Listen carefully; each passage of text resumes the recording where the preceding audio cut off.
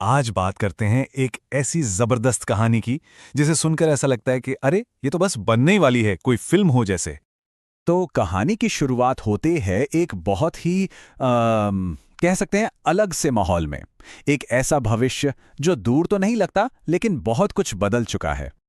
ये कहानी हमें ले जाती है ग्रेशोर नाम के एक शहर में। सोचिए, एक ऐसा शहर जो समंदर के किनारे है और हमेशा धुंध में लिपटा रहता है। और सबसे अजीब बात, यहां लोगों के लिए समय का कोई मतलब ही नहीं है। अब सवाल उठता है, ऐसा कैसे? मतलब समय के बिना दुनिया कैसे चलेगी? यहीं पर इस दुनिया की सबसे कमाल की चीज सामने आती है, इसकी टेक्नोलॉजी। लोगों को घड़ियों की जरूरत ही नहीं है। क्यों? क्योंकि सबके दिमाग में एक इम्प्लांट लगा है जिसे न्यूरल क्रोनोमीटर कहते हैं। ये सीधे उन्हें एक यूनिवर्सल मास्टर क्लॉक से जोड़ देता है। चलिए अब आते हैं कहानी के उस मोड़ पर, वो एक घटना जहां से सारा का सारा रहस्य शुरू होता है। तो हमारे जो घड़ी साज हैं इलायस व्रेन, उनकी दुकान पर एक दिन एक लड़की आती है, नाम है मीरा। और वो अपने साथ एक टूटी हुई घड़ी लेकर आती है जो उसकी माँ की थी। वही माँ जो 20 साल पहले अचानक कहीं गायब हो गई थी। और जिस पल इलायस उस घड़ी को ठीक करता है, बस उसी पल ग्रेशोर की पूरी हकीकत जैसे ताश के पत्तों की तरह बिखरने लगती है। लहरें हवा में ही जम जाती हैं, उड़ते हुए पक्षी अचानक पीछे की तरफ फड़फड़ाने लगते हैं। और फिर जब सब कुछ नॉर्मल होता है तब समझ आता है कि कुछ बहुत बड़ी गड़बड़ हो चुकी है।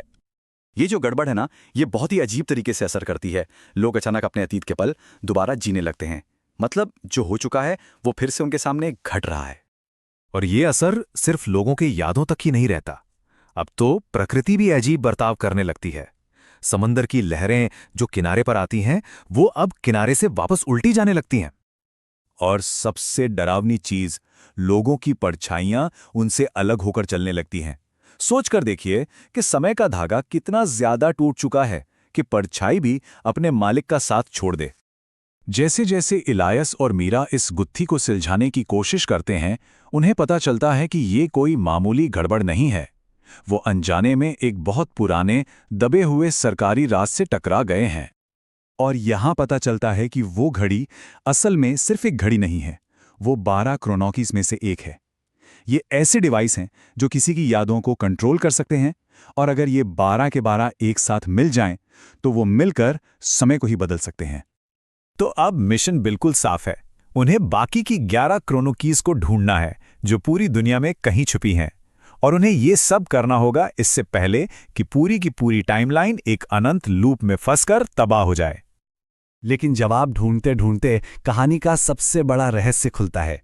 और वो रहस्य किसी और के बारे में नहीं, बल्कि खुद इलायस के बारे में है। इलायस को अचानक ऐसी यादें आने लगती हैं जो उसकी हैं ही नहीं।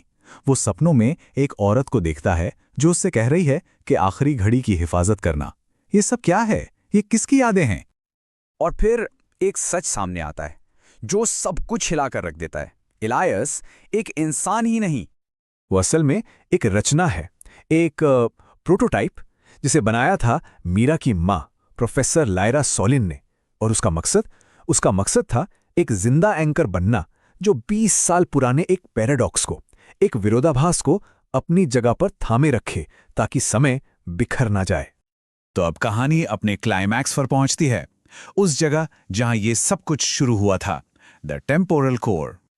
और उस टेम्पोरल कोर के अंदर मीरा को अपनी मां दिखाई देती है, ठीक उसी पल में जमी हुई जिस पर वो गायब हुई थी। वो पूरा का पूरा सीन समय के एक गोले में कैद है, जैसे किसी ने पॉज बटन दबा दिया हो। अब इलायस के सामने एक नामुमकिन चुनाव है। या तो वो उस घड़ी को नष्ट कर दे जिससे वो खुद भी मिट जाएगा लेकिन टाइमलाइन ठीक हो जाएगी, या फिर वो पैराडॉक्स को बना रहने दे ताकि मीरा अपनी मां से मिल सके, लेकिन तब समय हमेशा के लिए टूटा हुआ ही रह जाएगा। और एक पल की खामोशी के बाद एक तेज रोशनी होती है। इलायस ने अपना चुनाव कर लिया है। सब कुछ ठीक हो जाता है, ग्रेशोर में वापस शांति लौट आती है। घड़ी की वो दुकान अब खाली है, वीरान है। बस अंदर एक घड़ी है जो न आगे चलती है न पीछे, बस एक जगह झूलती रहती है। और मीरा हर साल एक बार वहां आती है और उस ठीक की हुई घड़ी को काउंटर पर रखकर चली जाती है। लेकिन एक छोटी सी चीज है, उस घड़ी की सेकंड वाली सुई कभी कभी हल्की सी हिलती है, जैसे खुसफसा कर कह रही हो कि समय को आज भी सब याद है। और ये हमें एक सवाल के साथ छोड़ जाता है, अगर समय खुद याद रख सकता तो वो कौन सी कहानी सुनाता?